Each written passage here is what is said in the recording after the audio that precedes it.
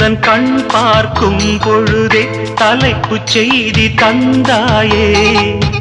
தலைப்புச் செய்தி புரியாமல் தவித்தே தலைப்பை கையில் தந்தாயே.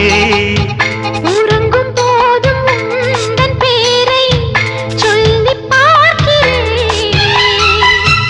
உன்னை கண்டு பேசும் போதோ உச்சி வேர்க்கிறேன்.